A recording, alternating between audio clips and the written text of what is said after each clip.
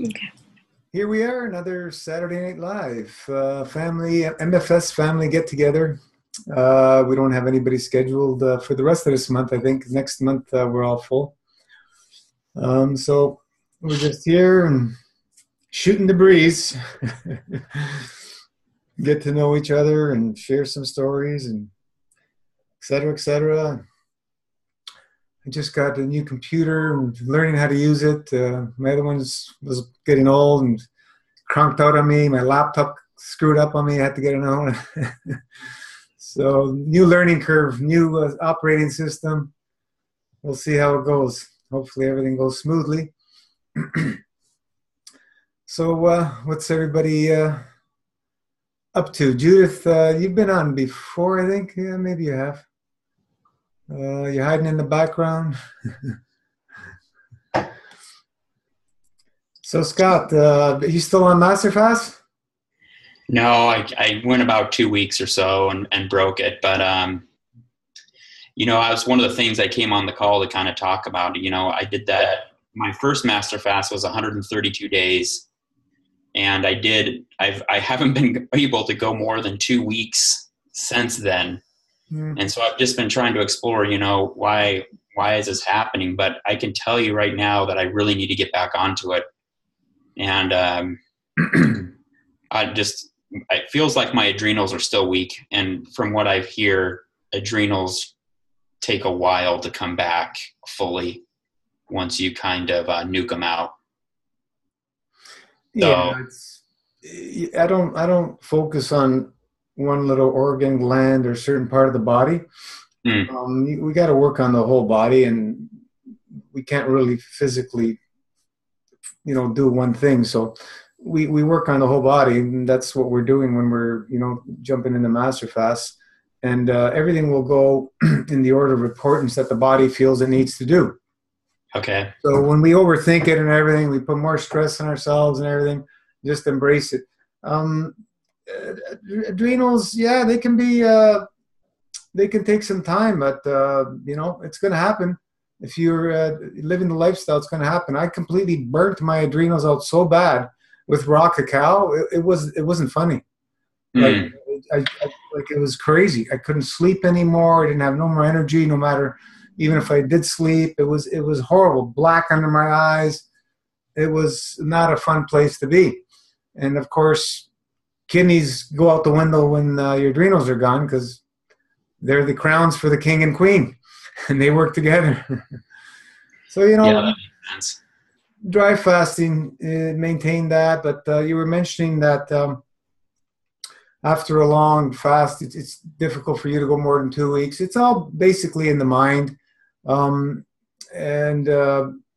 especially when we're living with other people that are not doing it, it's a bit of a challenge for all of us, and that's the main player. And then of course we have society, which they're doing what they're doing all the time. So it's a challenge for every one of us. When you do a long one, sometimes you need a good break, and if you do a few shorter ones, like 2 weeks here, 3 weeks, whatever, you can retrain yourself to get back in, and you'll know when you're ready to do another one. It's just like myself, I'll put it in my mind, like every season change, I know I'm going to be doing my long dries, and so I've been doing it for so long. It's just part of my psyche, but every once in a while, one of these season changes comes, and I don't go as long as I planned out, which is okay.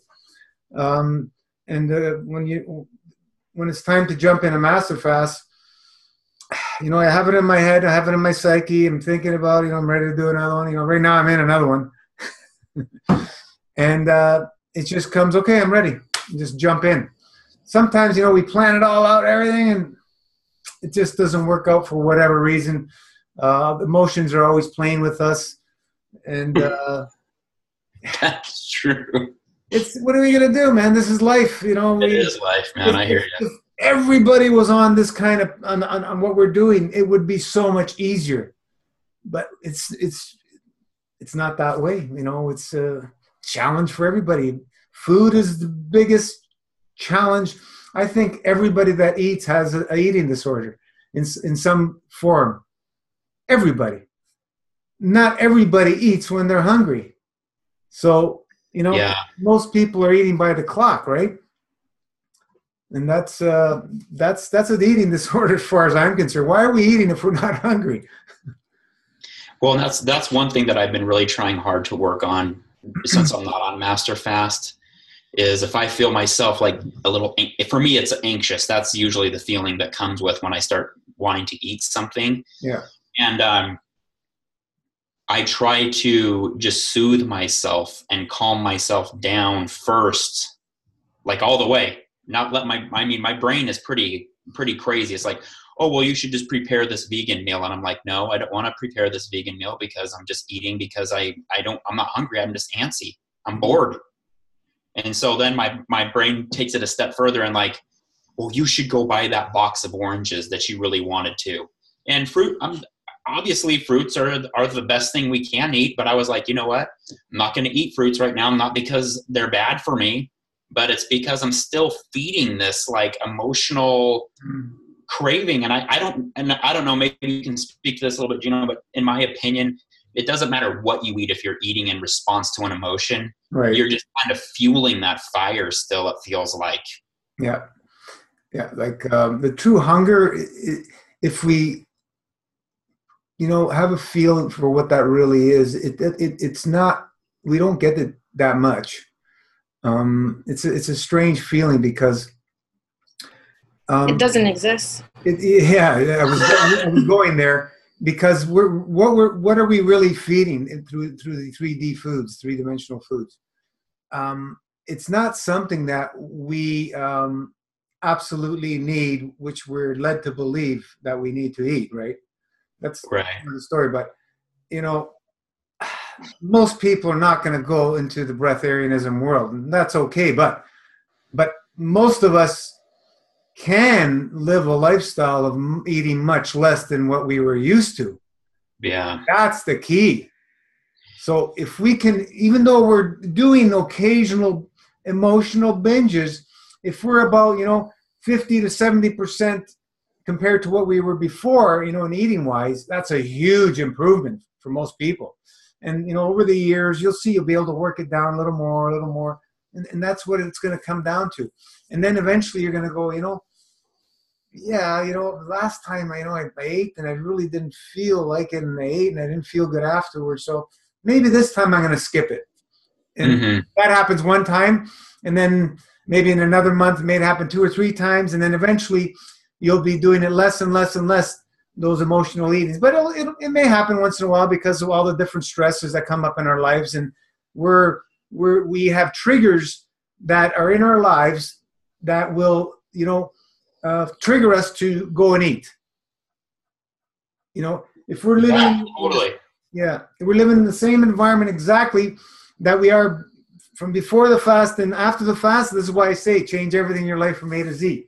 Because when things are the same, you're going to go back to that state, and there's all things around you that will trigger you. You may not even know what they are, but they're there. Right. No, that I have really been trying to appreciate too. In fact, it's funny how things kind of are all things of this nature, like addictive behaviors, are so kind of linked together. And it's almost kind of like having a broken femur at first. It's hard to notice any bruising or any minor injuries when you have a major bone that's just cracked wide open. But I can say that as I've tried to change my habits and been compassionate with myself, then I see the triggers for what they are. Yeah. They're just unresolved issues. And ironically, usually the hardest part is if you can sit still enough long, and I mean that literally, not like sit still and just be with it. It eventually does go away. Yeah. The good thing, Scott, is we start to recognize them that they are. The times that they're emotional eating, whereas before, we're just eating. Nothing comes to mind of it. We're just eating. Yeah.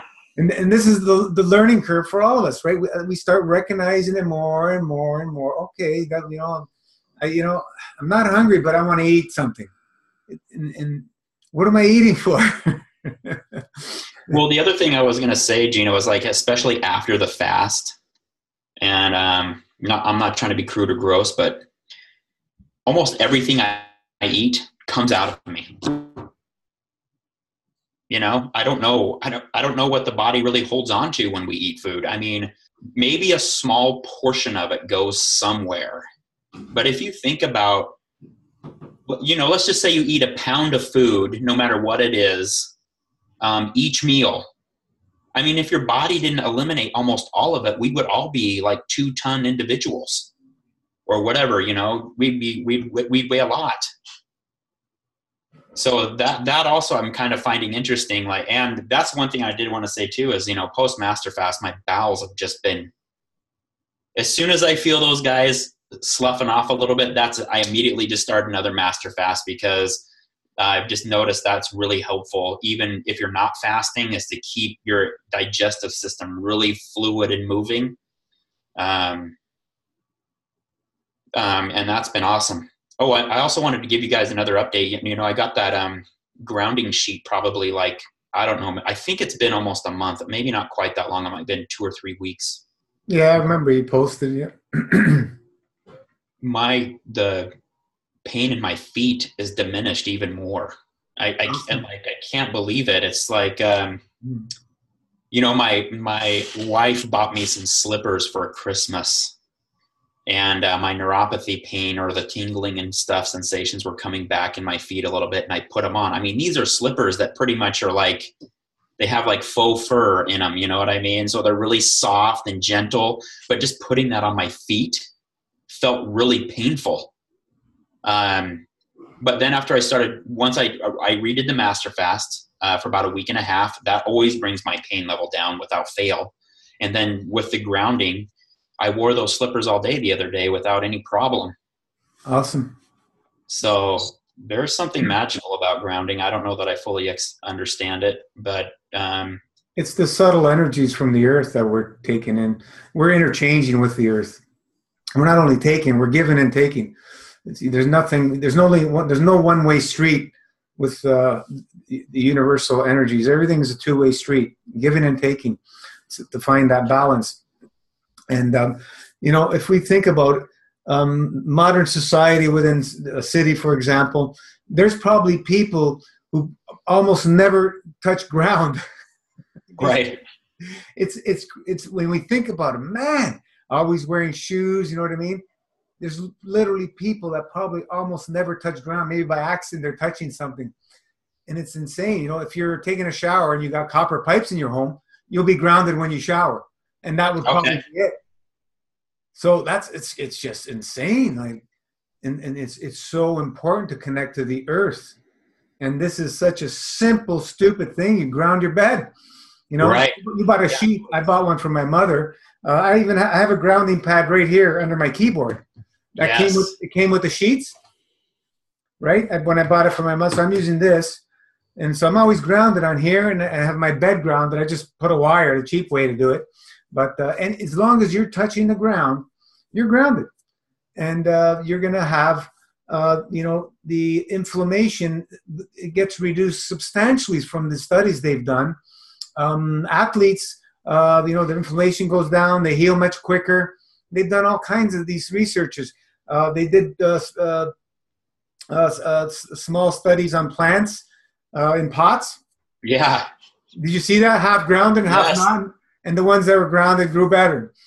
So, you know, the information is right in front of us, is in plain sight. Well, that one YouTube video I posted that was nearly an hour long. I mean, I know that's a long time for anybody to watch a video. It's a commitment, but I've watched it. I've watched it years ago. Yeah. But they did have the plants in there, and it's like they cut a flower off completely from the plant. They just put it in the water, and then they ground one plant and they don't ground the other. The one that's not grounded clearly starts wilting and decaying way faster. The one that's grounded, it's almost like, man, even without your roots, you're getting the majority of stuff you need, which I found kind of fascinating. who knows? Maybe you can train a plant to be breatharian. I don't know. Well, they already are. Well, I guess that's true to some extent, right? They only need the water to connect to the earth electrically, but they're taking in their fields more so from the environment than they are from the ground. It's both important, so they need that connection. But for example, more of a breatharian plant would be something like an aloe, or what's the other one called? Orchid. Like there's some of these. I remember I was in Venezuela and a friend of mine had a plant in this pot that she just left, and it hasn't been in water for a long time. It was still alive. I go, how long has this been here? I can't remember. It was a long time. So we ended up putting it in the ground and watering it, and then the thing, started going a little bit more. But this thing was without water, nothing. It was completely dried soil in a very tropical climate. So there are plants that can withstand more dries than others. And in nature, there's even dry spells for plants, right? They go through dry cycles. And this helps even the plants strengthen themselves and be stronger. So the grounding is so simple. Everybody should be grounding their beds at least, because you're there 8 hours a day, right? And if you're not in the luxury of walking barefoot in a major city in the cold and this and that, that's the only time you're going to be grounded. So you can get something if you're spending time on a desk, you can ground yourself there. The more you're grounded, the better. It's that simple. The information's out there now. We know about it. There's no reason for anybody to not ground themselves. You go to Home Depot, you can do it for about $10-15. You buy the plug, you buy the tester to make sure you have a good ground. And if you don't have a good ground, you put a stake in the ground. You get one of these. It checks your outlet, make sure you have a good ground.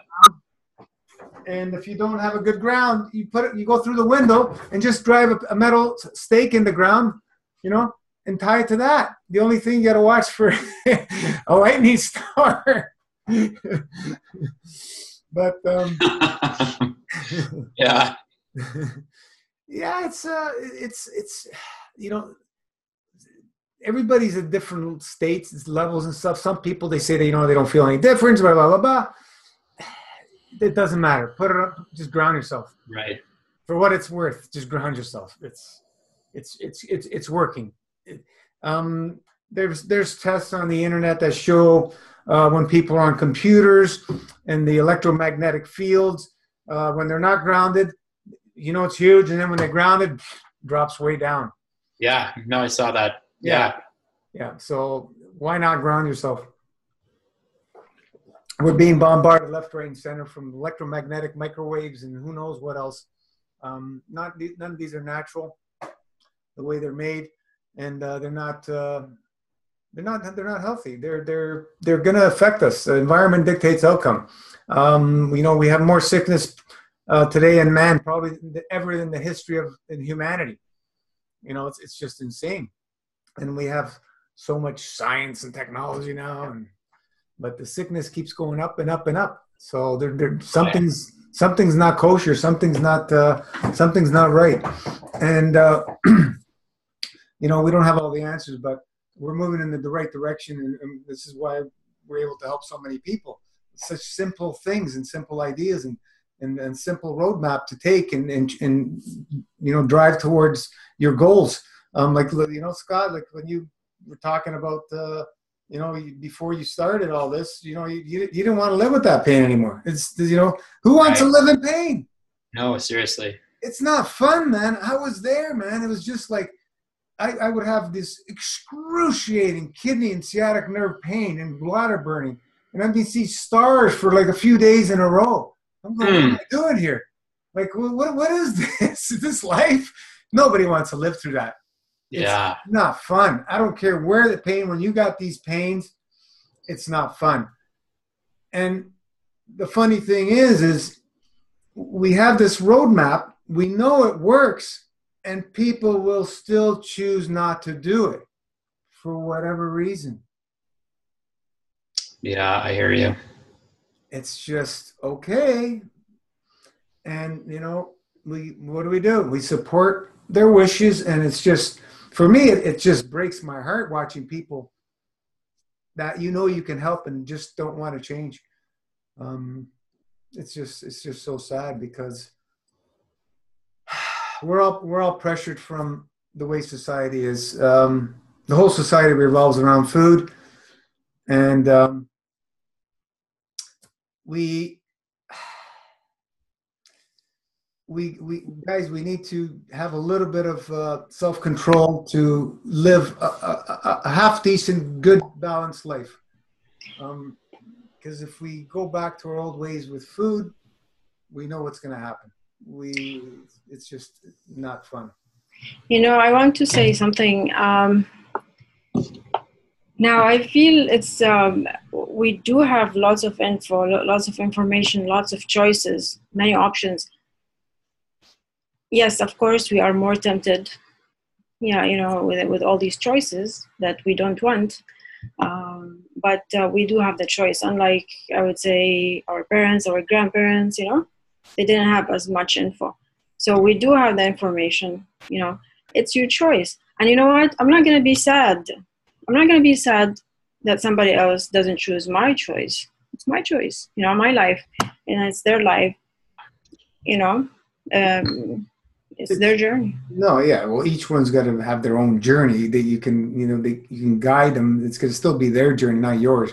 But it's. We do influence each other for sure and affect each other. Right. No, I think that's true, Rana. That's good. I mean, yeah, we don't want to play the victim here. Right. We have power. We're empowered. We have the information. Yes. We have the choices. Yes, we are more challenged than maybe 100 years ago. But you know what? We have more choices than 100 years ago. And I mean, well, yeah, we do have it. So let's, there's goods and bads to everything. And we chose to be here at this time for a reason. So I'm going to just enjoy the journey and be happy. And I'm not going to be sad to see somebody else dying, even if it's anybody, my family, we just love them and respect them, and you do your own thing, whatever your passion, whatever excites you in life. And I think that's enough now. We all have our own, free will to do as we please, and that's the way it is. You can't force anybody to do anything, but I see so much suffering out there, and it's just doesn't need to be. It doesn't need to be at all. No, it's their journey and it's their choice. So we respect it. It's gonna be harder for us to watch it, but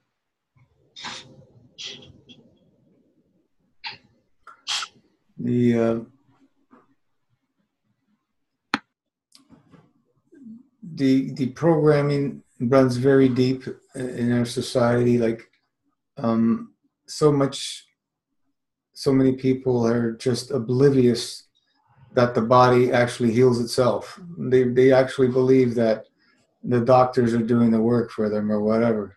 They're that oblivious to it, and they'll listen to anything they say, even if it means cutting open their chest and whatever. Right. So, it's just they just have total ignorance to the body's capability to heal. You just put a simple thing. You get a cut in your hand or whatever. Let's say it's so big, you gotta get stitches. What's healing the body? The stitches or your body? It's the body. And it's, right. Yeah. No, I hear what you're saying. But the information's out there now. People could do the research. There's a lot of confusion because you can find positive and negative to everything out there. And then there's the truth. So you learn to decipher things and clearly able to see what's real and what's not. If there's a few simple things to keep in mind that put me on track is most other, whatever you want to call it, systems out there are about adding something to your diet or whatever. Right. Because there's something missing. And probably 99% of things out there are that. You need this, you need that, you need the other thing, you need that. Whereas we're coming from the opposite way. It's all about subtraction. We're only using things to help pull all the things out of your body that are not supposed to be there, and which we call obstructions, and they're in the way. And once you remove those, the body can do its magic and heal itself. Not before. And we've seen, people doing, cleaner diets. You get to a point and you plateau. Can't go any further because that gunk cannot be cleaned out through whatever diet people choose. You go to the lighter diets, you're going to get a bit of a cleanse up to a point, but you need to stop eating to really trigger that deep elimination of those obstructions, which are all associated through some type of emotion that we locked in there for, since the beginning of time, through all our ancestors and everything else. We take it all on within ourselves. We're all part of that. We can't be separate from it. We're gonna, slowly but surely, we'll find better and better ways to support each other on this emotional journey, because that's the key. The group's been amazing, and many people use it because it's a lifeline for so many people to be able to communicate something. Because, we're living in areas where nobody wants to hear what we're doing. They think we're crazy. Where are you going to go talk about it? Let's go to the MasterFast page, and things happen and people get support. And they, like, look how many people we have did 108 days. It's over 100 now that we know of. Insane. I thought I was going to be the only crazy one to do it. So, there's many, many hundreds and thousands that have done shorter ones. So it's just awesome. Once we make the choice to live the lifestyle, it doesn't matter, Scott, whether you do a week here, 5 weeks there, 2 3 months here. Who cares? You're back and forth. This is your lifestyle. You're going back and forth. It doesn't matter. When you're ready to do a long one, you're gonna know. Yeah, okay. I'm feeling it, man. I'm going to keep going. I'm going to keep going. I'm going to keep going. And then we really got to focus when we come out. and that's why we got to maintain our dry fasting, those little resets that will really help us, and so on and so forth. But this is the key, guys. Make it part of your lives. Make it part of your lives, and don't worry about it. If somebody who has a serious health challenge, you got to push yourself a little bit. We encourage you to clean yourself out really good the first time, so your body has a better chance, to start breathing again before you go back to food.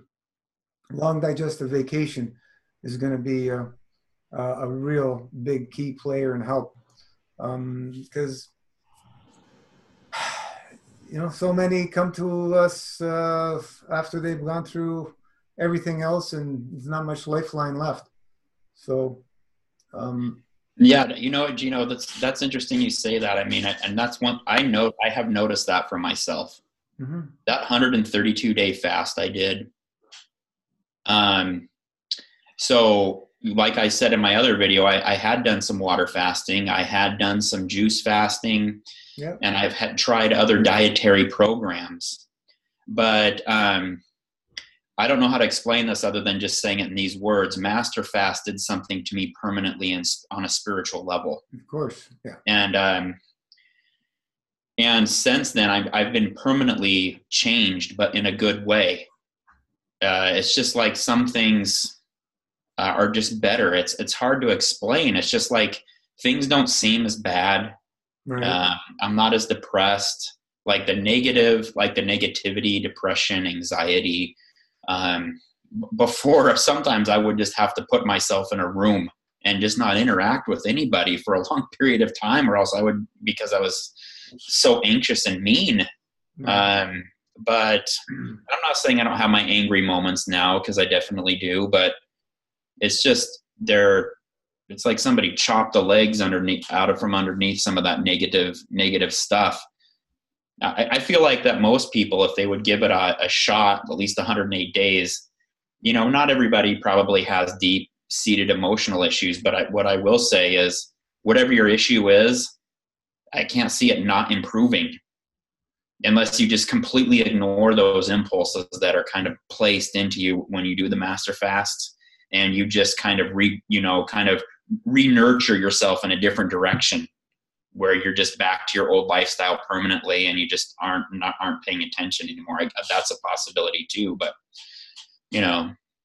it's been awesome. Yeah, it's like you said, I cannot see anybody doing it that's not going to have improvements. They may have some rough rides, but there's going to be improvements on every level, because you have no choice but to go within. You're going to that bareness within, and it's all being revealed to you. When you're looking in the mirror, you can't lie to yourself. Look yourself straight in the eyes. You can't lie to yourself. No matter how much you try, you can't lie to yourself. So what are we doing if we're saying things that are not truthful? It's not going to help you in any way, shape, or form. Just look in the mirror, look yourself in the eye, and point the finger to yourself, because we can blame the whole planet. It's not going to help you. Not going to help you 1 second. Until that time comes, we're fully responsible for everything we've done, all the assaults we've done our whole life, through whatever we've done, food, drugs, abusive emotions, blah, blah, blah, blah. We need to take responsibility for all of it, so we can allow it to flow out and find that balance, and then things start coming together. And who cares how long it takes? But you're going to see, even from one fast, you're going to, like you said, it changes you. It changes everybody. We can't explain it until you've experienced it. That's really it. We can talk till we're blue in the face. Once you go through it, you're going to go, wow, okay, now I think I know what they're talking about. Because before, we can imagine listening to people, but we don't really know. Just like I said before, I can describe a durian if you've never tasted one, seen one, smelled one, and you know how it tastes. I can describe it all I want, but until you taste it, you really will know what we're talking about. It's the same thing with this journey, and it keeps getting better and better. We have many that are on their second, third, fourth, fifth, sixth master fast.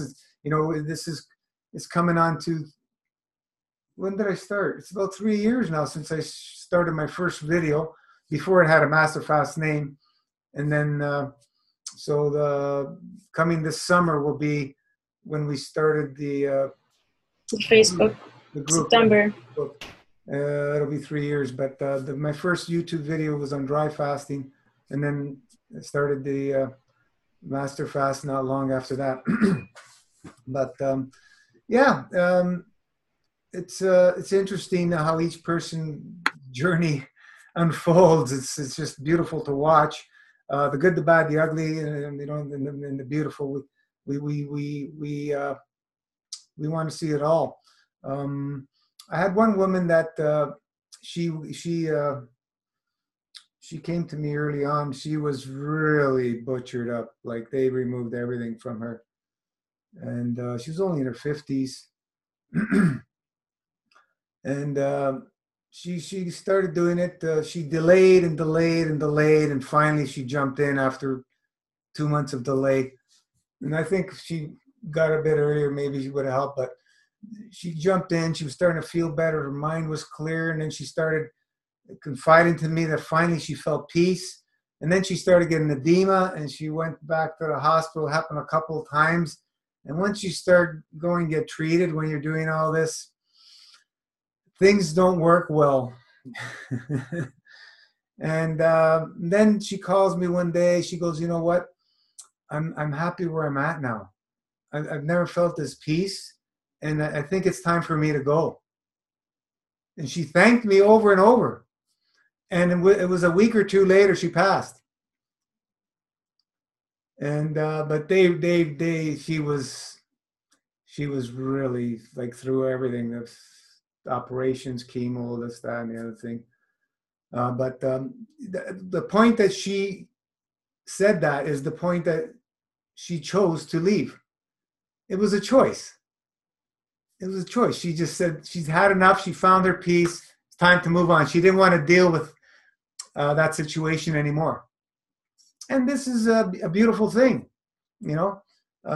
It's better dying in peace like that than, you know, being all butchered to hell, chemo to death, barely able to think, drugged up, and going that way. That's the way I look at it.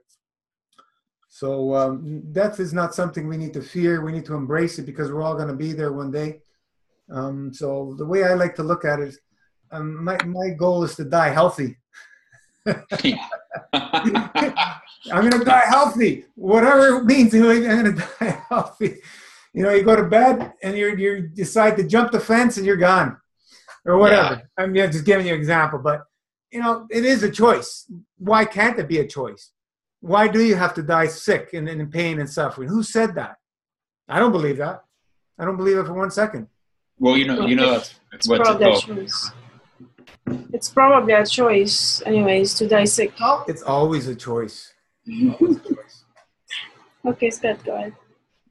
No, what I was going to say is I watched a documentary on Tibetan monks, and one of the Tibetan monks gathered his followers, you know, his little group of people that he was training, and he said, okay, we're going to have a tea ceremony, and I'm going to show you that you can choose when to die. And I just want you all to know that I love you very much. You know, I just said his goodbye, but once I'm done with this tea, I know my time is done. And sure enough, as soon as he was done with the tea, he stayed there for a couple of months, but then he just fell over dead. Isn't that amazing? It is crazy. But that's always been how I wanted to go too. Like deep in my soul, that's what I feel like I want to do. It's just like, I don't want to die because I have some kind of, you know, clogged artery or whatever, whatever, diabetes or whatever, you know, medical name you want to give to it. You know, I'd rather, like you're saying, Edge, you know, just be living a peaceful life. And when I determine I've had enough, then be empowered. It's a beautiful thing to do that. You're in total control because at the end of the day, you are in total control. Your soul is the whole. Your physicality is a reflection of the whole intent and emotion of the soul. And whether people want to believe it or not, it's irrelevant. It doesn't matter. Why do we hear about stories of miraculous healings and so on and so forth, where, you know, the person just decided that they've had enough of the sickness and they heal without changing anything? They just believed they were going to do it and they've healed. You know, people that were paralyzed start walking again. You know, it's far and few between, but it does happen. You know, the stories of a little kid being trapped under a car and a mother lifts the car up. How do these things happen? It's not done through physical means.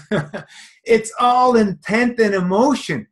So, as Christ said, you know, not putting any religion or anything, you can move mountains and more when you have that faith and the belief, which is your intent and emotion. If it's strong enough, the physicality is irrelevant, guys. So, you know, this master fast is the facade.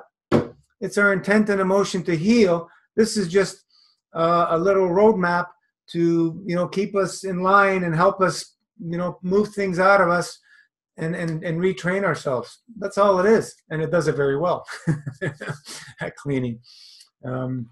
So, you know. I have a question. So, Scott, Gino, I had my hand raised. So when you see a hand raised. Yeah, so Scott, I want to ask you, like, how do you see yourself living? What kind of lifestyle? Have you wrote it down?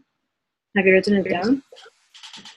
You know, Ron, it's interesting that you asked me that because before this Zoom, like one of the intentions I had was just to kind of connect with you all again, and it's always nice to talk to you. But that's honestly, I was like, why do you think you're floundering so much? And just based on, I think you and Nisha at one time were talking about Abraham Hicks.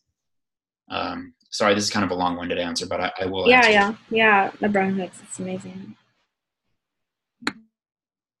You know, she talks about this thing called a vortex, right? Where all the things that you can possibly want, or all your emotions that you want from what you want are kind of stored in this vortex. And the cleaner and clearer and more powerful your intention is, the easier it is for your vortex to transform into something physical and real. And so that's right there is the crux of my problem. I think, I think I get out of bed and I've been so willy-nilly most of my life. And what I mean by that is I'll wake up and I'm like, okay, today I'm going to eat vegan. I'm going to eat raw fruitarian or whatever the thing might be. And then like come dinner time, I'm eating a full on whatever sad meal and craziness. So there's two parts. I think one is my intentions. I need to get grounded in them more and strengthen them because I try to go in too many different directions and allow fear and anxiety to overrule where I want to go. Long term, what I really see myself doing is whatever my soul tells me is best for me.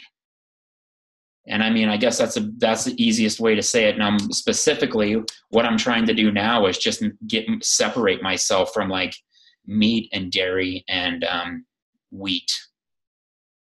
So that's kind of my step. But eventually, what I'd really like to do is be close to just eating when I need to. Like literally, just if I feel like I need to have a piece of fruit because that's what my body is telling me to do, then I'll do it. If for some reason it says you should have a 16-ounce steak, which I doubt, I've never really craved steak when I'm eating clean, then I would go do that. You know what I mean? I guess that's what I'm really trying to do is rise above this emotional noise that keeps on, triggering me to eat, to just be in a place where I can be like, okay, I can really see that I need to eat something, so I'll eat. I can see I really don't need to eat something, so I don't want to eat. And that's long term, that's where I want to be.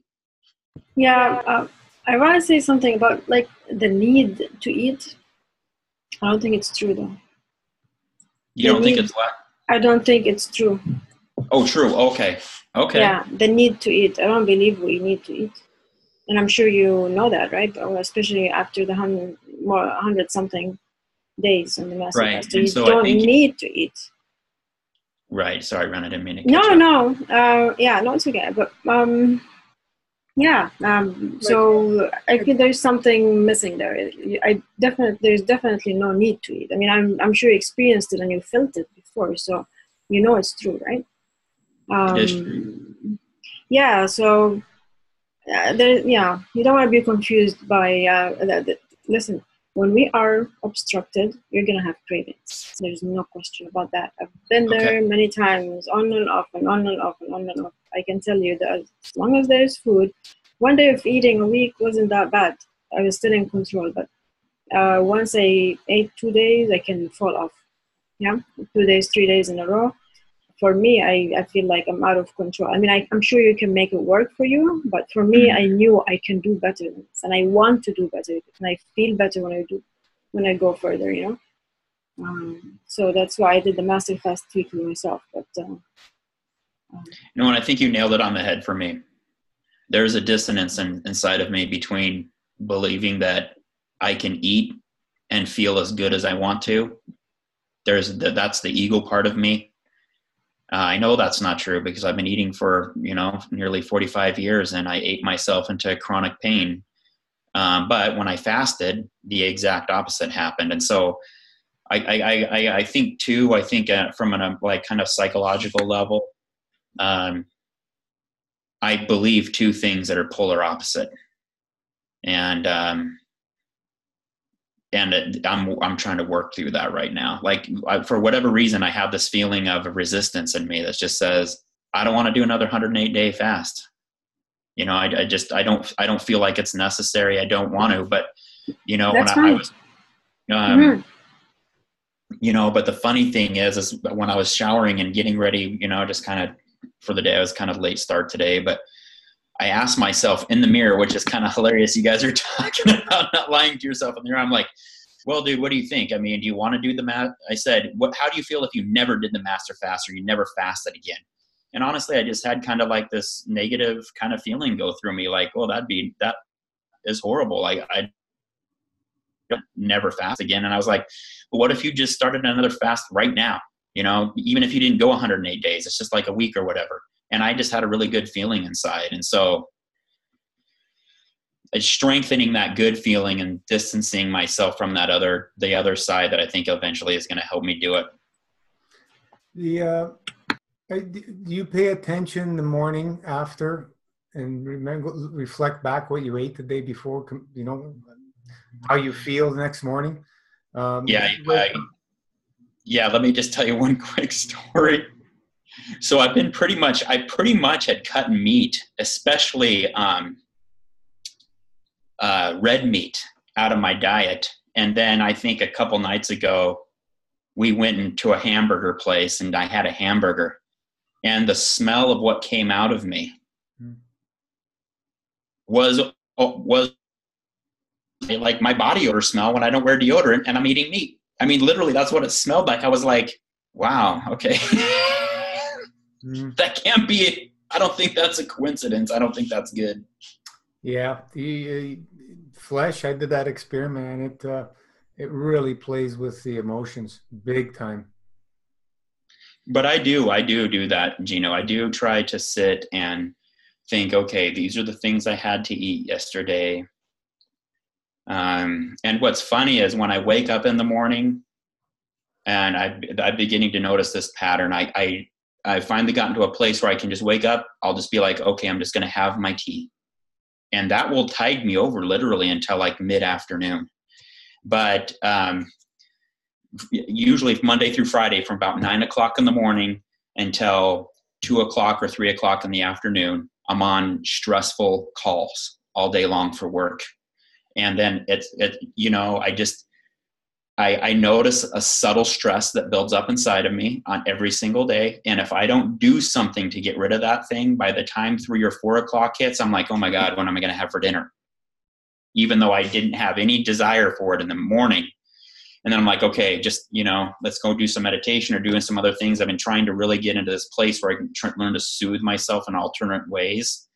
But the night seems to be my worst time. But I really feel like it's just because of the emotional buildup throughout the day.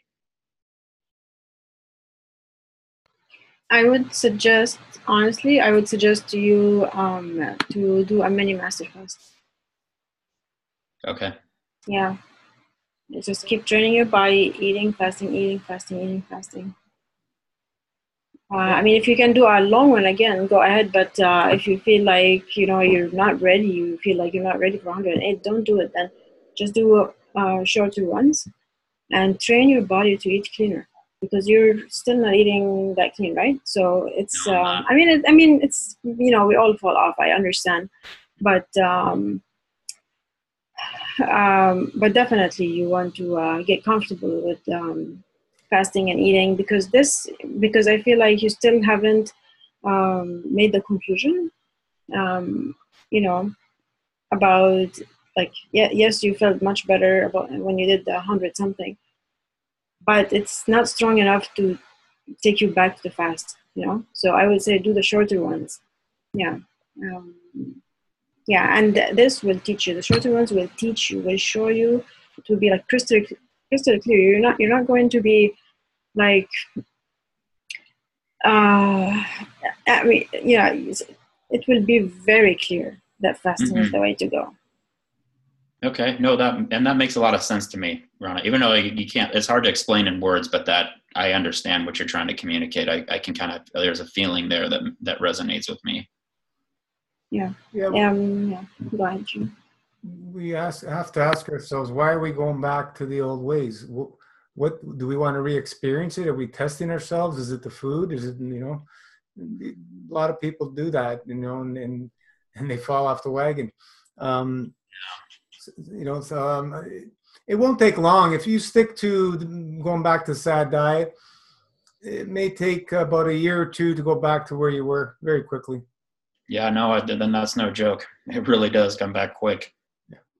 So it's because we've done such a thorough cleaning, but there's memory, and we put those things back in, the body goes back to that state very quick.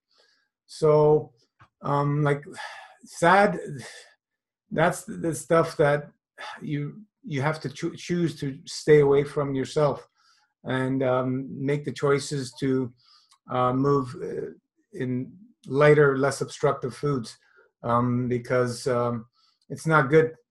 When you go back to that state, it becomes a trap and addictive, and you want more and more and more and more and more of that stuff. So the morning after, when you wake up, okay, what do I feel today? Do I feel pain here, pain there, crap in my eyes, nose? Do I want to feel like this again tomorrow morning? And the day after, only you can decide. So I used to associate things that I was going to eat through pain and pleasure.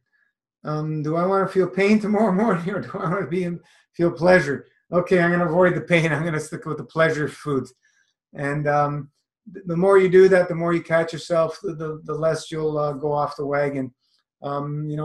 Not everybody's going to be, eating 100% fruit or 100% vegan or raw or whatever, but that's okay. As long as we have a system we can maintain and keep us in check and keep us clean is going to be the key. Are you maintaining your dry fasting schedule at least, Scott? Yes, I mean I am. Oh, okay. At least you have something that is kind of Right. helping you reset, and you're reducing your overall consumption on a month-to-month basis with the dry fast. Because you go back to 7 days a week eating out the same amount of meals and all that, it won't be long. It won't be long to go back. It's not fun. Well, yeah, I still can't eat the way I did before. Awesome. Yeah. I mean, like in terms of the amount of food. Right. Yeah. It's just too much. Yeah. So Scott, sorry. Yeah. I have, like, for example, I have written my own goals here. And it's like for 6 years. Okay.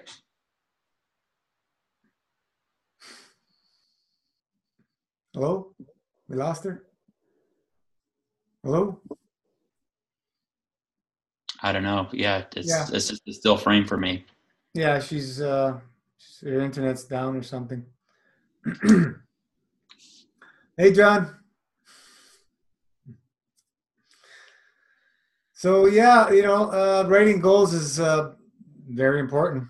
Everybody should get themselves a little booklet, a notepad or something. Just jot down their ideas and goals, even if they jot something positive every day, and go through them once a week or something. Or it's very, very important that we have clarity of where we want to go. How does your family eat, Scott? They basically eat everything, or? Well, my wife grew up vegetarian, so she'll eat a lot of vegetarian food. But I mean, basically, I think. But we still have a lot of crap in our house as far as just junk type food. And even today, I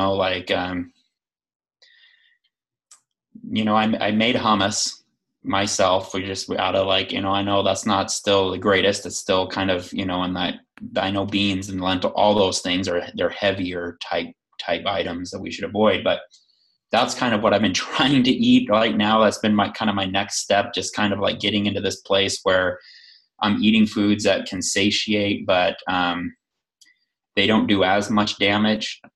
That's one problem I have with eating fruit. And Ron, I would like to still hear what you had to say about your 6-year goals. But yeah, that's so, but then I find myself, I'm stressed out, so I'm just going to go down and have a little bit of chips and hummus every single like 45 minutes or hour. And I'm not saying that's necessarily horrible, but I don't think that it's serving me either. But yeah, we just have all sorts of stuff in our house as far as eating.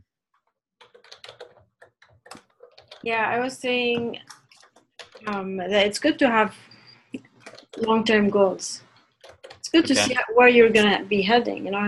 Of course, it's important to focus on now, but like, what kind of lifestyle do you want to live now? And if you want to go further with that, how are you gonna go further? How are you going to build to go up to that, goal, whatever it is, right? So I put like every year basically. How I'm going to go further, maybe with the dry fasting, right? Further and further. It's going to be 6 years. And I take this paper with me wherever I go, my work, at home, it's always here. And it's important to do that. I believe, I believe it's important. I mean, I wrote this thing many times before, and I've changed it many times. But it's still good to have it. It's good to have it just to, have an idea where you are. You don't want to do 108 days and then go back, with no plan. No plan. Right. You want to have the plan. Because your body's going to be cleaner. You're going to be sensitive.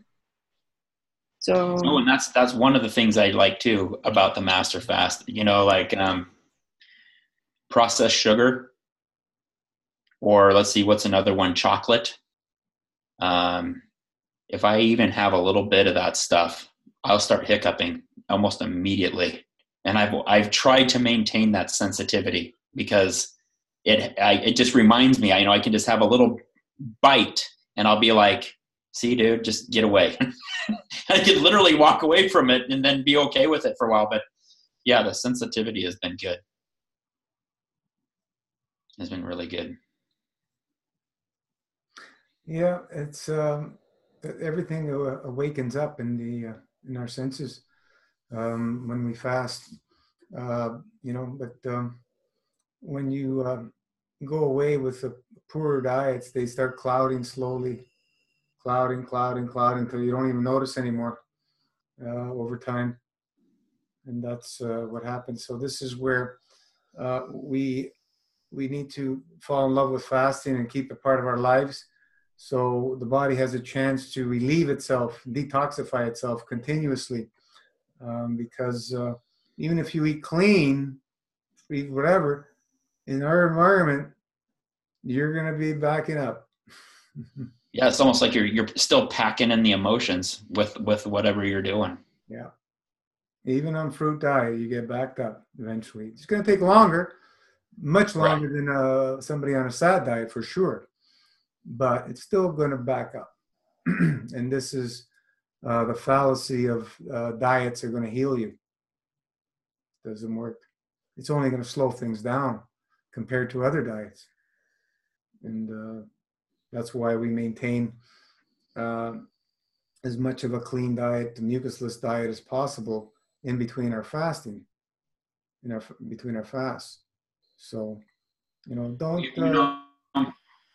Sorry? Well, one thing I was going to say too is it's interesting to me how some people just be like, all this, I've been dry fasting. I can't go further than 2 days. I can't go further than 2 days. I think even Sandy Dewey, I think in a post recently she made, and then all of a sudden she was like, I don't know what she said. I can't remember the details, so I apologize, but I think she went like 3 or 4 days. And then I was like, holy, with like Sid, she used to say, I used to eat, I don't know how many avocados every day, but then one day she just woke up and she was just like, that's not serving me anymore. So I feel like I'm definitely on that path. Yeah. I appreciate everything you guys have said. I really do think those two exercises, like just sitting down, establishing some long-term goals, and then also doing the association thing with the food. Like, do you want to feel like crap or do you want to feel good? And then just kind of let those emotions sit with you for a while. So that I've done that before with other things, and it's been very effective. Sometimes some of us will have to beat ourselves up a little bit back and forth, and it shakes us into the reality. And and it's good because as long as we're maintaining, okay, yeah, well, I got to do another fast. You know, it's I gotta focus. And you know, and then we beat ourselves up a little more. It's like we're testing ourselves. Is this really? And subconsciously, it's working within us. It's helping us to some degree. And there's going to be the point where I think I'm done beating myself up. You know, and then you do it less and less and less.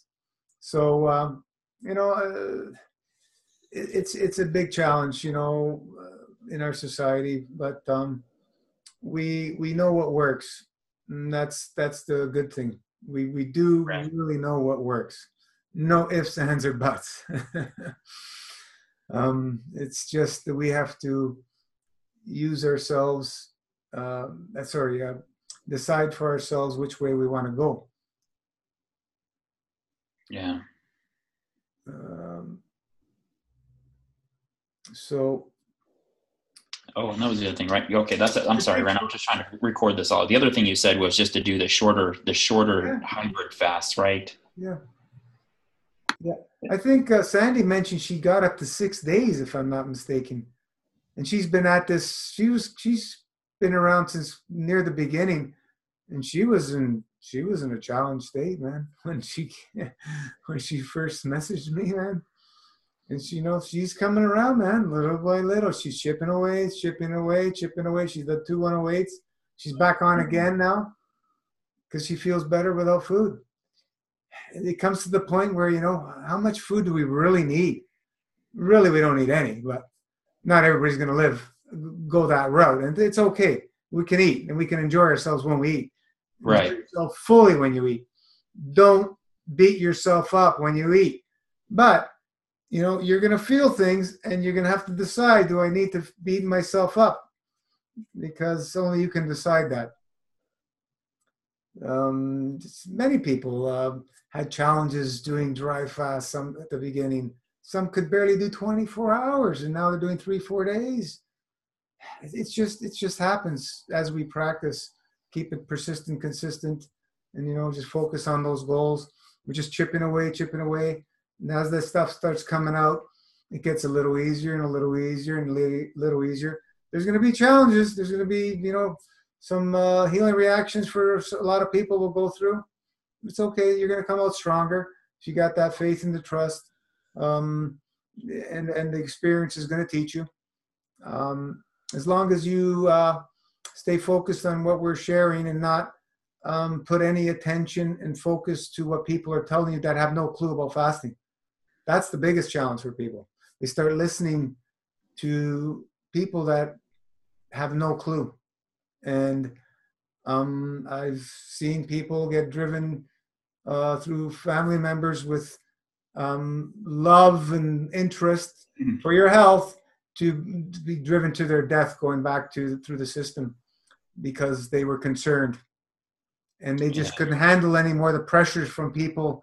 You know, you got to go to the doctor. You look like you're dying or whatever bull crap, and they're no longer around. It's crazy, but it's happened a lot. And I just, you know, when that happens, I say, well, you know, it's your choice. Go whatever way you want. I can't decide for you. If it was me, I'd stay away from those places. That's all I could tell people. I can't choose for them. If you believe you need to go there, go. The outcome, I'd say, and tell them straight, the outcome has never been good, especially when you're doing cleanses. Very dangerous to be in those places. Yeah, I hear you. You know, dying through an actual fast, it's rare. Does it happen? Yeah, through stupidity. The people kill themselves mostly when they go back to eating. And they do really stupid things. But to die during actual fast, you know, there's a few people that, you know, we heard that died trying to go breatharianism. They're just not ready. They're just pushing things and they're not ready. And, you know, they're no longer around. So, you know, that's the choice they made. But they weren't ready, clearly. The body cannot start hydrating and feeding itself within a few weeks or months or even years. Some people may take them 5-10 years or more to get to those states if that's what their choice is. But it doesn't matter. You know, it doesn't have to be everybody's goal. But as we keep saying, the lifestyle of less is more it's achievable for everybody. Everybody can achieve that. And you're going to feel much better. You're going to be more balanced living a lifestyle of less is more. No ifs, ands, or buts. You know, you start reducing your food consumption, knocking off one day at the start, do that for several months and, you know, maybe years. Then you can do 2 days a week in a few years, a couple of years, 2, 3 years, you know, and so on and so forth. It's going to happen slowly if you maintain it. And little by little, you chip away mucusless foods, enjoy it. You know, you fall off the wagon here and there, things that you shouldn't eat, like, you know, legumes. Even once in a while, my mother makes some legumes and I'll taste, you know, I feel it, man. It's heavy, but it's going to be better than going to eat and break down and eating some heavy duty flesh foods or dairy, which is even really clogging. And, you know, the grains are the other thing. My body really doesn't do well with any grains. Really hard in my system. I think, you know, legumes, beans, for my system are a notch a little better than the grains for my body. But I do feel if I eat any of that stuff, I'll feel it the next day. You can feel the kidneys working extra hard from all that extra protein and stuff. It's just heavy for us. And you'll know the body odors. If you eat proteins, your body odor is going to go up. You're going to have body odors. If you stay away from proteins, you know, mainly fruit and greens, you won't have any body odors. If you've cleaned out very well, you'll never have body odor. Yeah. One thing to add, Scott, honestly, like I feel you will learn so much more about eating clean when you get into a mini massive fast option. Yeah. Yeah, because you will feel it. Because the first day you eat, you're going to feel, right? You're going to feel it. Do this. Yeah, you really want to, when you do shorter fast like that, your body's cleaner for a short period, and then you eat, and if you don't eat properly, you're going to feel it. And then and so you become smarter with, you know, making choices, right? And then you fast again and you feel amazing, and then you eat. Even the fruits and vegetables are going to feel heavy eventually. That's why people who do something like massive fast weekly, they're not going to do it forever. There's no way. There's no way. Why? Because they feel the difference. So, you know, it's so clear. There's like, you'll be lying to yourself if you say, I'm going to go back to eating every day, I'm going to feel good. There's no way. Yeah. Even 1 day a week was too much. We have that sense that we're missing something when we don't eat. That's the problem. Right? No, you nailed it on the head, you know. I mean, that's what I literally struggle with. It's just like, oh, there's something missing, so I need to do something.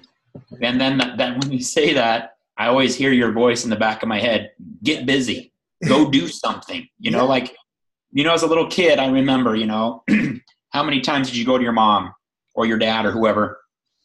You're like, I'm bored. I don't know what to do. And they're just like, go play. And then as soon as you started playing or doing whatever it is that you really enjoy doing, pretty soon that feeling, a sense of boredom, that sense of anxiousness or whatever, just left. So that's it. You know, I have all the same feelings you guys all had, and we have to work through them and come to the understanding. That's all it is. It's just an illusion that we create, the mind creates. Judith, you have your hand up. Do you want to say something? Yes, can you hear me?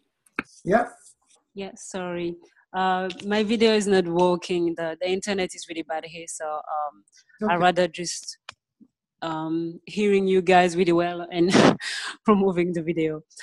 Thank you so much first for making all the time every single week to make all these videos. It really helped me during my 108 days fast because I was feeding myself with all these videos and the comments and everything because like you said, it's people think we are crazy of what we're doing. And then when you don't know anything about it, if you don't feed your mind every single day, you start to believe of what people around you, you know, telling you that you're doing something crazy and you're too skinny and blah, blah, blah. So thank you so much because your video are right now my life. Since I'm starting my 108 days, every single day I feed myself with one of the videos and it's just a life savings for me. So thank you for that.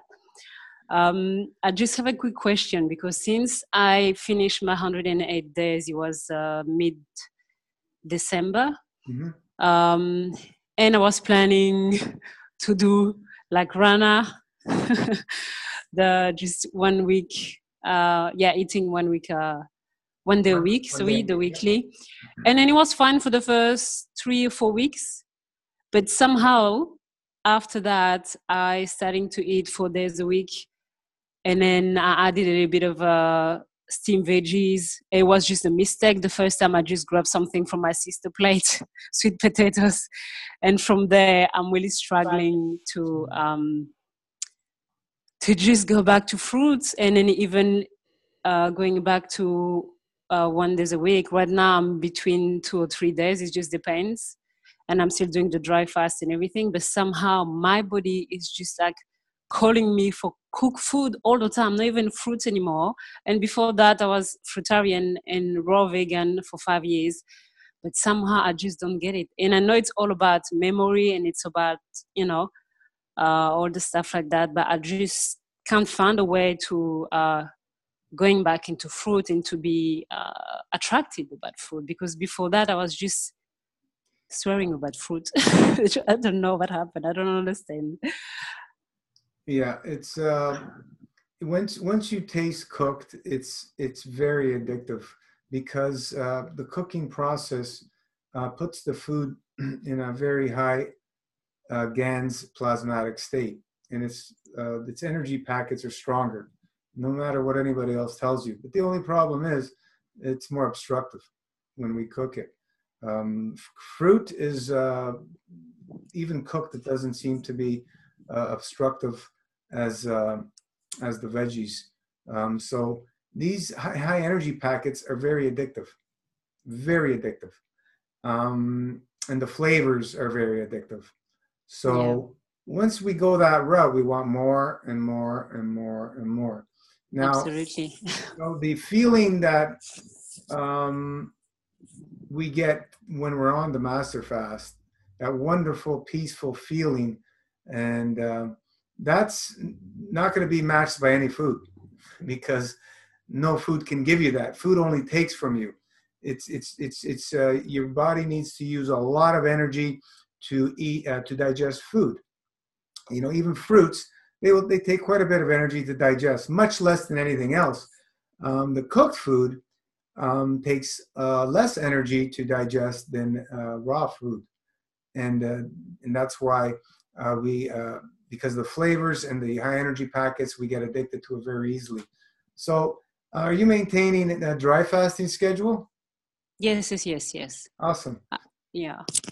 And, no, the dry fast, I still do it. And it's actually funny because, like you said, I know that I don't need that food because I can feel the difference. Even the next day when I wake up, I think it was last week, I had avocado. Oh my God. Heavy. The next day, like you were saying earlier, waking up full of mucus in my nose, my eyes, feeling bloated and heavy and depressed, and then all those stuff were gone. I didn't experience all that, during my master fast cleanse and everything. So it's just, Once we clear that pranic tube, anything we put in that's, heavier than the fruit pretty much, we feel it. Even the fruit, you have a nice fruit meal sometimes. Holy mac, it's heavy for me. So, Judith, you just have to have the love for fasting, which comes as you fast more and more, you'll have more and more love for fasting, and your food consumption will go down. Are you going to be free from eating cooked food for the rest of your life? I don't know, and it doesn't matter. But maintain the fasting, and when we do eat the cooked stuff, as long as we stay in the mucusless as best we can, you're okay. You're not going to plug yourself up too much because you're resetting all the time, and then you plan for another master fast or a weekly or whatever, go back and forth, or any of those options, hybrid, whatever. But when to eat fruit, to be satisfied on fruit, you need to get fruit that's ripe, in season, and preferably local, which is not easy always to find. possible. For some of us, when people that are in these nicer places with much better available fruit, I find they have a better time sticking to fruit than some of us that don't have these beautiful, wonderful fruits in the season to go along with it. Because in the middle of winter, even if you had some beautiful fruit that's not local and not in season, it's not going to give you that satisfaction because there's a dissonance there. It's not from your area. It's not meant to be eaten at that time. So yeah, it tastes good and everything, but there's not a satisfying thing happening within her energetically. That's the easiest way I can put it. Energetically, there's an off balance. So, fruitarians can argue till they're blue in the face, but in the reality of the matter is, mangoes are not growing here in Toronto in this time of the year. So we do the best we can. Try some cooked fruit, Judith. Any kind of fruit. Try cooking some fruits. Like a banana, a plantain, or even an apple, or some berries.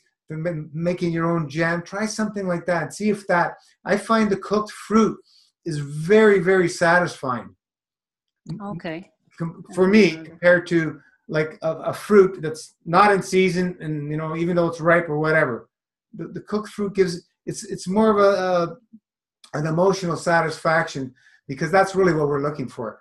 Than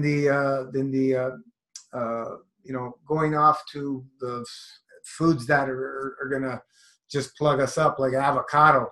If you're in an area where they're growing and it's in season, and you have one occasionally, I don't see too much of a problem. But you start eating a lot of those things, they're just obstructive. They're just obstructive. And this is where the clarity comes in: is, are we really meant to eat food? Exactly. That's the question you have to ask yourself. And when you go through some master fasts and you keep doing it more and more and more, the answer will be more and more clear to you that, I really don't believe that we need to eat food, because I feel so much better when I'm without food, just on liquids or whatever. And a lot of people, they're much happier when they're dry fasting. They say, well, can I dry fast more? Hold on, slow down, because they get themselves into trouble because they start drowning within their own filth. And that's the challenge when people are coming from whatever diet, or they've never fasted. Even if they've been on fruit for years, they're still plugged up, and they can still plug themselves up if they don't wash themselves out enough and take it slowly. So it's a balancing act. It's an art.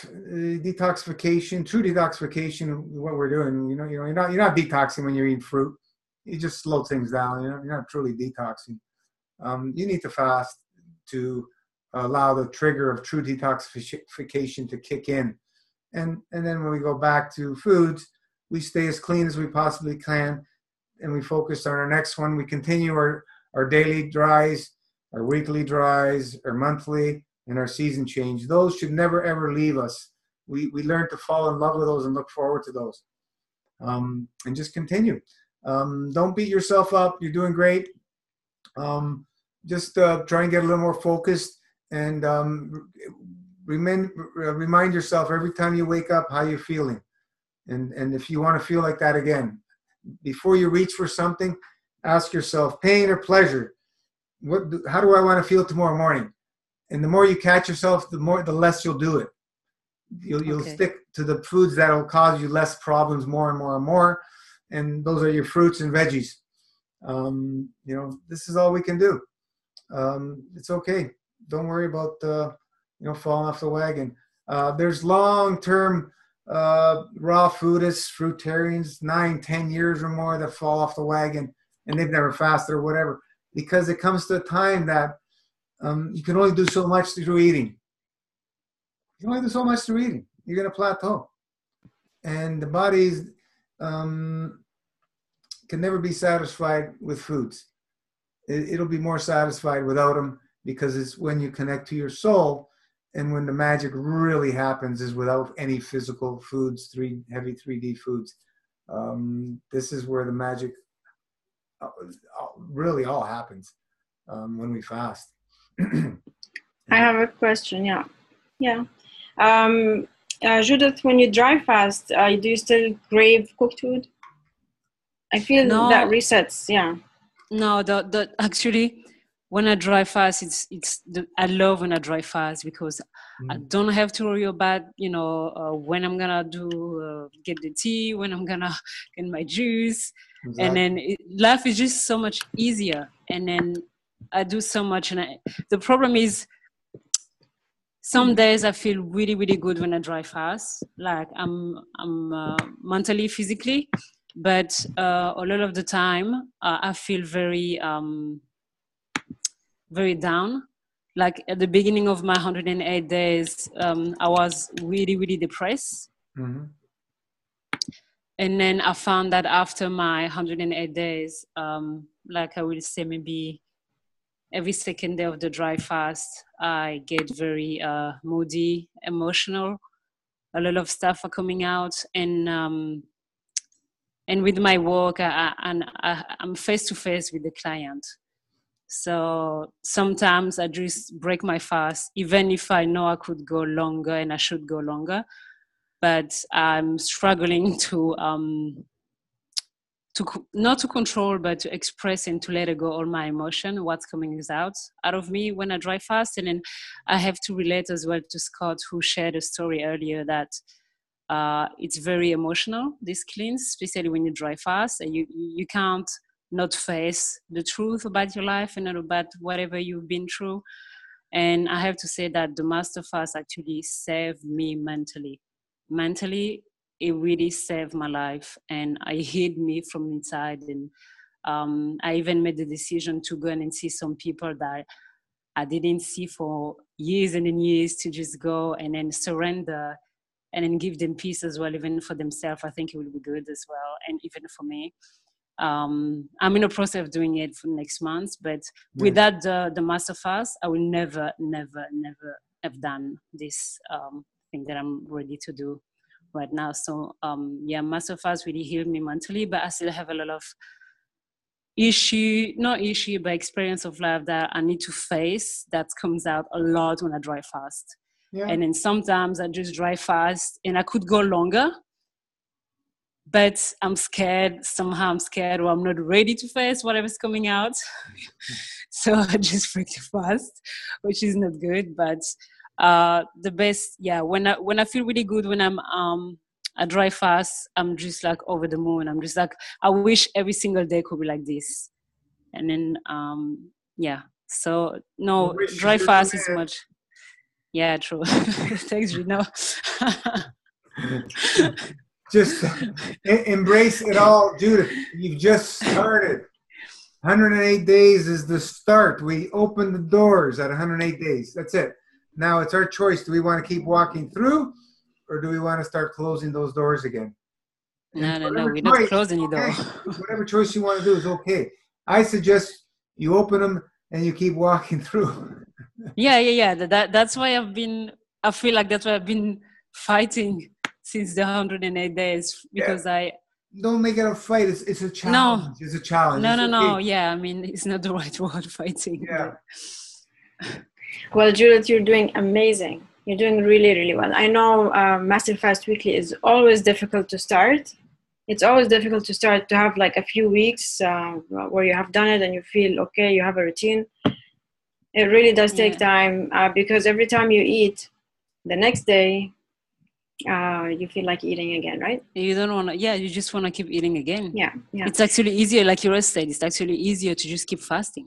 100%. I'm massive fasting now, and I tell you, it is way easier than Massive Fast Weekly. There's no comparison.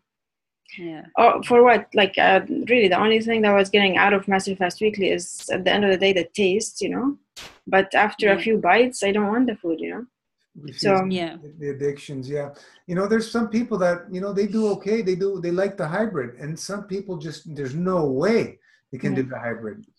They'd rather do the full fast. Everybody's going to be a little different. Master fast weekly was already a big tease. It's a big tease for the body. Why? Because you're fasting everything nice and clean, like master fast, and then you eat, you're teasing your body, and then you get back, you tease your body again to get back on the fast. You know, it's a big tease, and eventually you're not gonna like this game. Yeah, you'll find it's much easier to just fast, but keep doing the massive fast weekly if you can. I mean, or something else, whatever. But have you written your goals? Yes, I did. No, I don't. I just can't sit down. I did when I finished my 108 days, but I never went back to look at them again.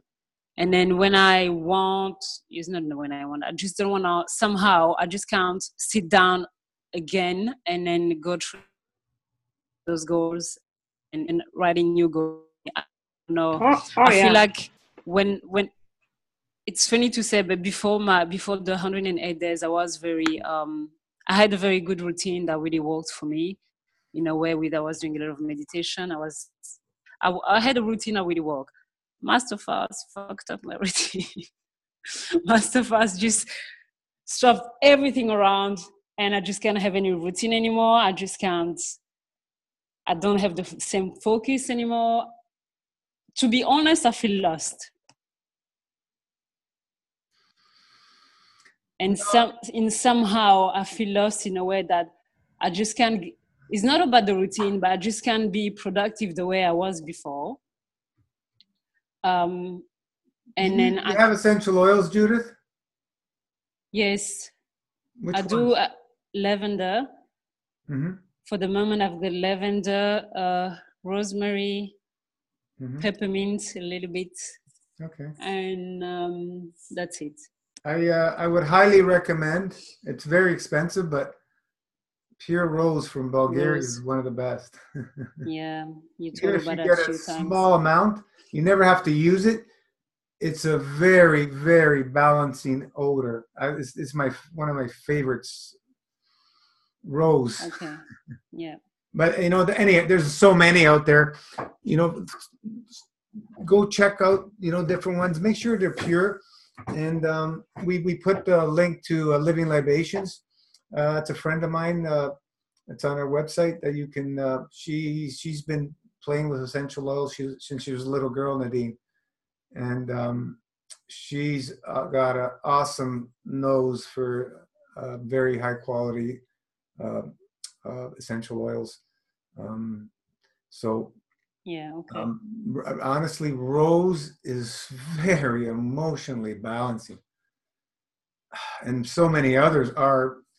Some people may gravitate to a different odor than others, but rose is beautiful. I don't know many people who don't like the smell of rose. It's just awesome. But are you practicing Buteyko breathing?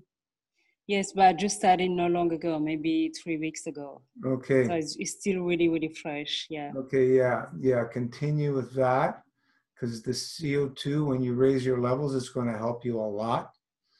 Because energy transfer is what we're looking for, and we're not looking for food. We need energy exchanges. So, don't beat yourself up. You're doing great. Is this your first ever fast? Yeah, like the Master Fast. Yeah, I've done like just cleans like years ago. That was my first one, and the lemon and cayenne. The first one was 8 years ago, I think. The first cleans, that was the lemon and cayenne. Then I did the juice. Yeah, then I did the juice maybe 5 years ago. Then I did last year. 2 years ago was my first water fast. 10 days I did by myself at home. I did it twice. So, and then what was your longest before Master Fast? That was just 10 days, 20 days water fast. 20 days water fast, but that was just by myself at home. Okay. That's yeah. Good. But 108 days is a big difference, especially. Oh yeah. So you've shifted, you've metamorphosized. You're going through the second stage still. It takes at least 6 months, double the fast. So you 3.5 months, minimum 6 months. The second phase, there's lots going on physically, emotionally. That's why you're all confused. You're getting frustrated. Blah blah blah. You need to embrace this time. Practice the breathing. Keep yourself busy. Get some more essential oils. Use the oils. Keep yourself moving. Are you exercising?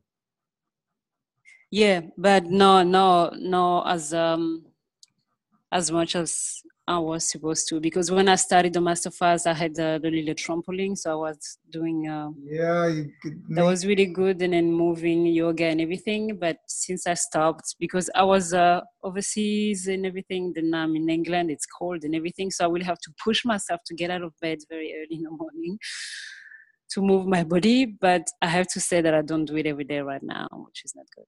A few times a week? Yes. A minimum of 3 times a week at least. Okay. Yeah, the movement's very crucial.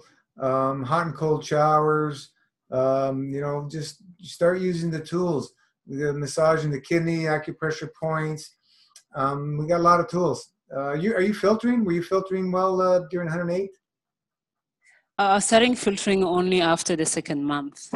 Okay, it took you a while. Even the mucus as well, and all the parasites and everything. It took me like a long time for my body to kick out, like ages. It took me over a year to get my kidneys to filter before, figured out what to do with MasterFast. So it's okay. It takes what it takes. But it just, like I said, we just opened the doors to this new way of living. Less is more. You have to find a balance for you. And it may take you a few years before you find what is a system that you can stick with and it's going to work for you.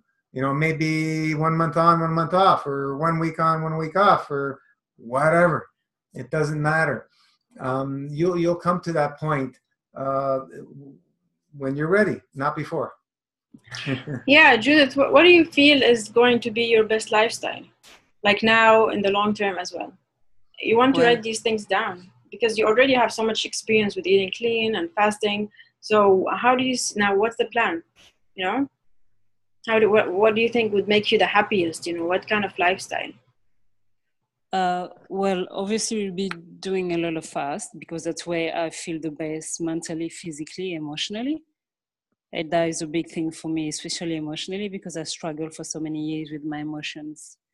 So when I fast is where everything is really clear in my mind, and I know exactly what I want, and I know exactly what to do, and I even know exactly how to act with people around me, because I always had problem with a lot of people at work, but it's just about emotions once again. So my goal is just to do at least a maximum 1 day a week of food.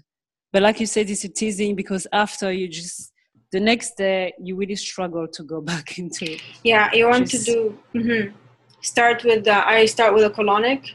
Do you have a colima at home or enemas? I do enemas, but that was the problem as well. I've been having for the last maybe 2 months. I just can't water anymore. Yeah, the water just doesn't stay anymore. Keep practicing. I when I do enemas, I do at least 6 liters. 6 liters a day, okay? At least. Okay. Yeah, you want to wash it, especially after you eat. After you eat, you're fasting and then you eat and then you get back on a fast. It's once you wash your colon, you will feel much less cravings, much less. You'll be much more in control. Yes, it's a tease, but you know what? Sometimes there's no other way. Are you ready to give up food? Most of us know, right? Most people are not ready after 108 days to give up food, and so do the 1 day a week. It's not that hard. It's just at the beginning to make it a routine, and once it's a routine, you'll be like, wow, I love food. You will love food when you do master fasting. But you will not binge. Yeah, you'll enjoy every bite.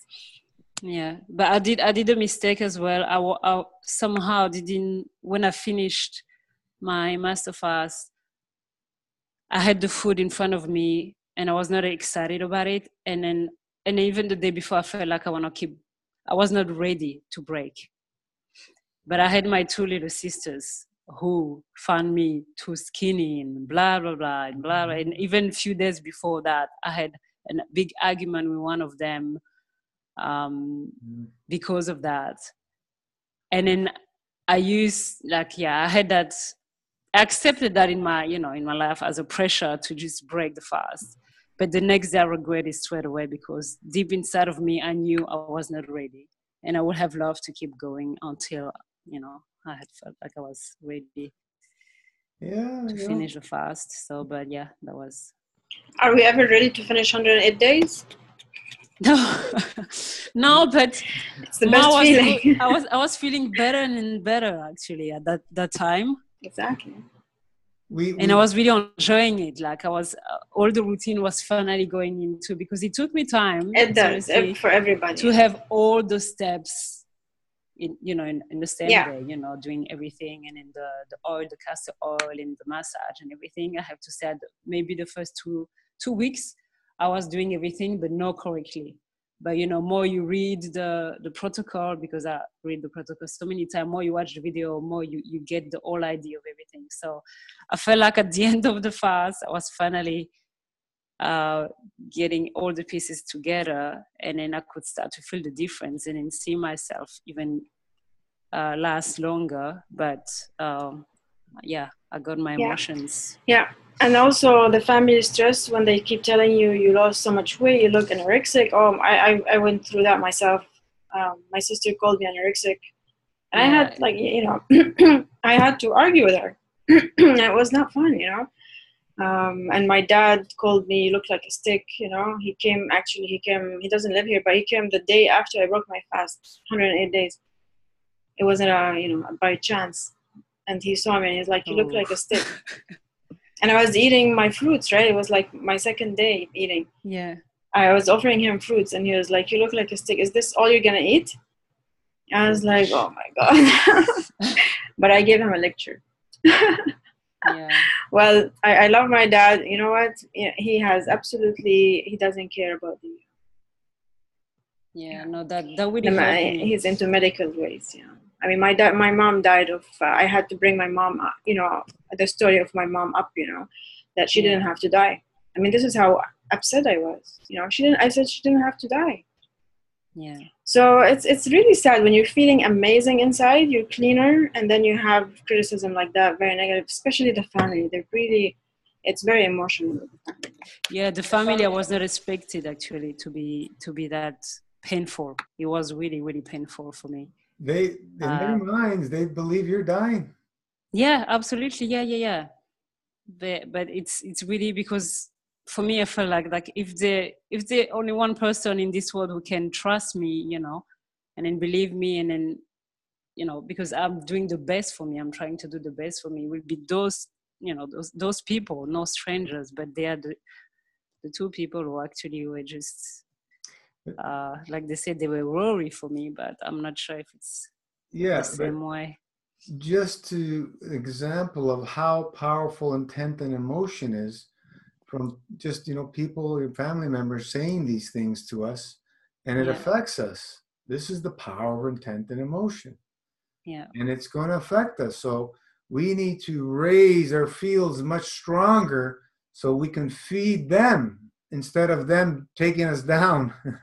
Yeah, it gets better with time, huh? It's not easy, but as you do more and more of these, they will not criticize you as much. Yeah. I've been through all these things myself, and continue when I fast, because I'm fasting all the time. Every week when I'm not on master, I'm still fasting. So it's I just embrace these times and start making jokes out of these things and laugh it off and whatever. I feel great. I feel amazing. Put it back into their face, because you can let it affect you negatively through these intense and emotions, and it's going to take you down. It's going to take you down. We've seen it over and over and over. We feel like we're on this fast. We feel amazing, and then we hear this stuff, and Next thing you know, we're kind of in a depressed state. Should I break that fast, thinking stupid things? How could it change from just people talking? Yeah, because of the intent and emotion. So, it's all a learning process, and we're going to have to deal with it more and more if we live this lifestyle. So we'll learn how to process it and not affect us as we do it more and more and more, because it's going to be a lifestyle. This is it. There's, unless you go lock yourself up and don't look at anybody, people are going to be making comments when you lose weight. And when we go back to food, that's the biggest challenge for everybody. It's not the fast, it's going back to food. This is where everybody has a challenge, folks. Everybody. It's like I said, if we were in a society where everybody was doing this kind of stuff, it wouldn't be that much of a challenge. But we're brought up to use food to cover emotions. We're brought up to eat foods at certain times. We're brought up to eat foods in events and social gatherings. We're brought up for everything except to eat food when we're hungry. I see parents kind of force feeding their kids. Oh, here, it's time to eat. Here, you got to eat that. Everything. I went through it, and they're animals too. Go eat, go drink. Leave the kids alone. They will tell you when they're hungry. They won't starve, believe me. They will tell you when they're hungry. Because then, if you bring them up like that, they're going to be dealing with things that we're dealing with all these problems of food. It's crazy.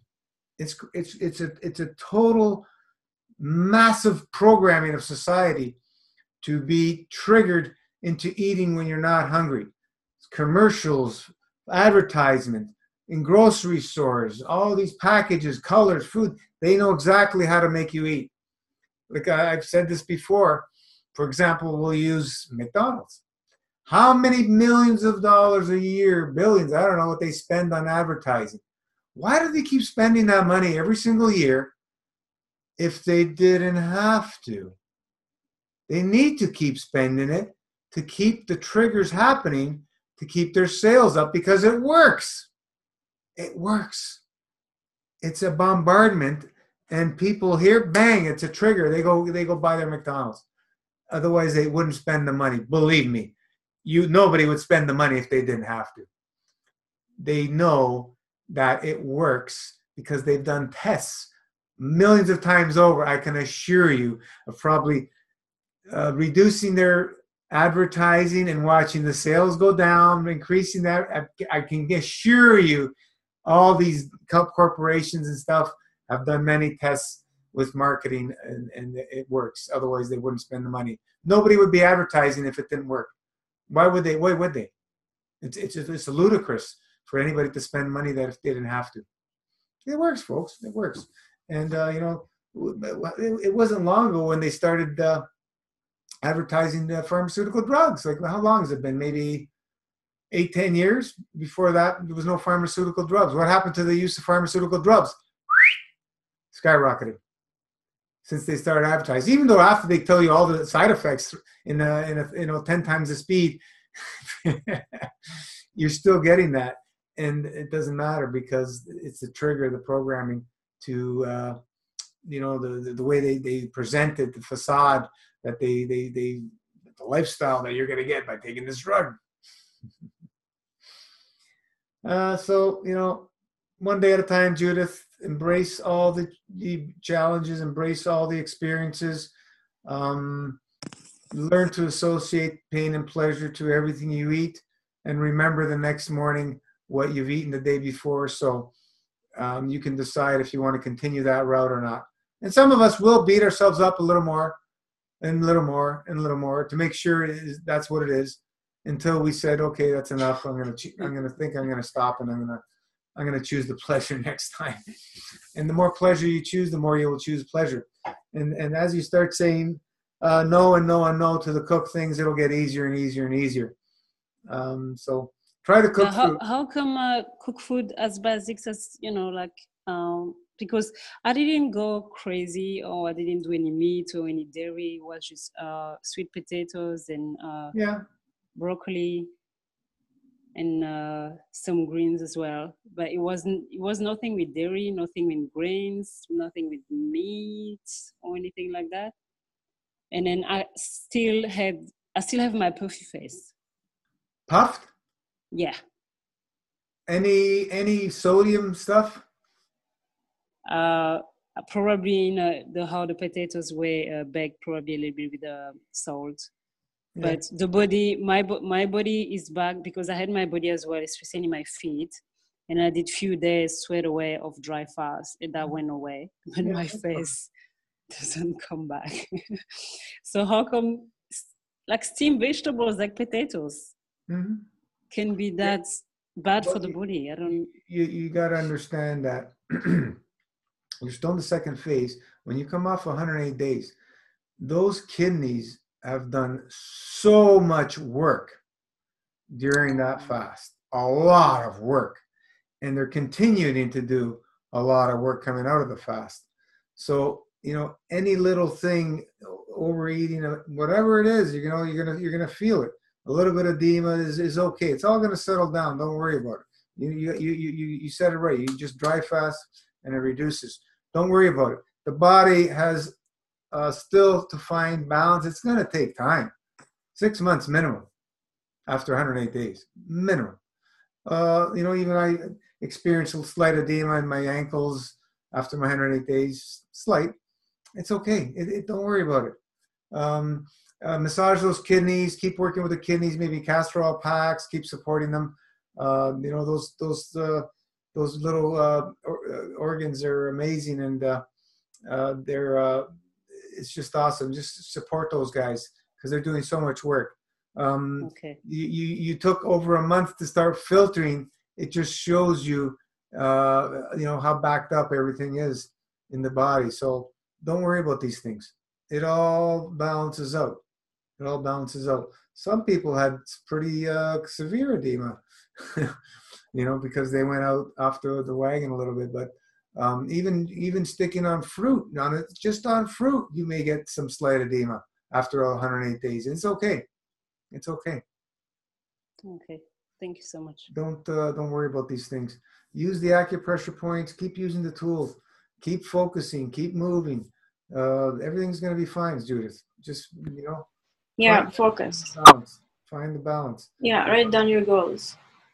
Write down how you want to live now and how to maybe, you know, if you want to go further than that in the future, you know, but write down how you see yourself living your best lifestyle. You know, maybe do a week or 9 days every month of master fast, and then maybe do, you know, continuing to dry fast. And you try something like that. I think Peter was mentioned they're going to do that 1 week master fast, 1 week hybrid, and then couple of weeks, you know, even 10 days. I think that's doing 10 days, like the monthly 10 days. So many options you guys can do. But the shock of the reality when you come off the fast of the facade of what food is there. We really know that, you know, this food is the cause of most of all our physical problems. It's very clear when we've done 108 days. Very, very clear. So we could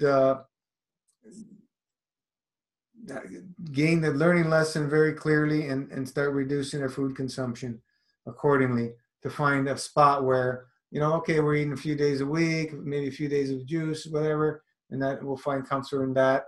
As time goes on, it'll be less and less and less, more dry fast or whatever. Give, you know, a few years is no big deal. It's very early in the game. It's your first long fast, and just embrace and continue. What time are we at? We're almost at 9. Okay, so let's. You know, yeah, maybe Lisa left a note. Maybe we can stay for a bit after. Yeah. Judith, you're doing fine. You're doing great. You're doing fantastic. Embrace. Thank you. Everybody is going to find their balance. As long as you stay in focused, as a lifestyle, you're fine. There's a few people that have come in, done 108 days, taken off, and blamed the fast. They didn't understand that right from the beginning. This is a lifestyle. You can't expect a lifetime of abuse to the body in 108 days is going to solve all your problems and go back to where you're going. It's ridiculous. Anybody who's teaching that, bullcrap. I mean, we've never taught that right from day one. It's a lifestyle. You need to have fast in your lifestyle. We put more structure to it, laid it out better so more people can understand it with many different options, but they were always there. We didn't have it structured like we do now. With the help of Rana, spending all her time and ideas from people and people's experiences, it all came together to give it more structure. So, okay, look at all these options we have. How are we going to fit it into our lives to keep it working? And that's all it is. It'll come. It'll come for all of us if it's a lifestyle. If it's not a lifestyle, yeah, you clean up and then you plug yourself up again, and But how can you go back to the old? There's The people old way after the experience you had there's for the people who 108 do. days. It's the shock of all that emotion coming out and everything, and it was just too much for them to live in that cleansed reality where they're seeing everything, and because of what we're living in, it's just too much of a difference for them. They can't handle it, so they numb themselves out to bring themselves back to the level of everybody else. This is the way I see it. It happens. Yeah. Judith, but you don't want to go back to your old lifestyle, right? Even if it was fruits every day. No. Was so your body knows better. It doesn't want to go back. No, yeah, I just think it's just for me, I don't understand after experiencing the lightness, of the master fast, even the clement and the positivity and the way just open your eyes to the reality of the world, to the reality of yourself. How can you go back to the old way? I just don't get it. Whatever. Is your depression gone? For me? Yeah. No, I'm still working on it. I just have up and downs days. But is it better? The thing, oh yeah, no, absolutely better. 10 times better. I mean, even people around me can see it and can feel it as well. But I think it's now I'm aware of it. Before I thought, I don't know what I thought it was, but yeah. I wasn't denied, I guess. Do some castor oil packs on your thyroid. Yeah. 3 days on, 3 days off, 3 days on. Just keep going. See if that helps change your mood. My mood, yeah. Because the thyroid is associated with depression as well. Parathyroid. Okay, yeah. But for sure, I do have a thyroid problem because I've got the cold. I think it was like Evan. Is it Evan, the guy from Netherlands, who as well, when he drinks or eat fruit as well. I'm the same here. I'm in England right now. I seriously have to put my scarf and my jacket on before I eat any fruit or drink any juice. Yeah. Because my body just go like really cold. So I guess it's as a thyroid as well. It's okay. Breath work, movement, hot and cold. Keep doing these things. Get energy. Keep the energy moving. We don't want stagnation. We want things flowing continuously, physically, emotionally. We want things moving and flowing. Yeah. We hold on to anger, stagnation. Anything to do with stagnation is going to bring disease. Yeah, for sure. Yeah. So Judith, you do know the answer. Just write it down. You do know the answer of what you want. So just write it down and do it. The best time to write your goals is when you're dry fasting. Yeah. The clarity comes through. Nothing is in the way to numb us out. And we're all learning, guys. We can inspire each other more and more and more. And we're going to learn more and more and more. And we're going to be able to inspire more and more people. And this is what it's all about. This is why we're here. If we can help one person, we're doing our job. And this is why we're here. It's, we haven't missed any weekends with Zoom since we started. Sometimes we'll do it on Sunday for special occasion, but we're doing it consistently every week. Wednesdays, I try and do Wednesday on Facebook if I can. Things come up, but we've been pretty consistent to keep the support system going on the page. Of course, is always there as much as we can, and we will continue as long as we're here. As long as they don't take me out, I'm going to continue. But it's great. It's great. You're doing wonderful, Judith. Don't worry. Relax, embrace, breathe. It's all going to be okay. You're going to have bumps. It's normal. You put your body through a huge metamorphosis, and it's in the second phase of another huge metamorphosis. It's okay. It's okay. Thank you. Now I just have to believe it.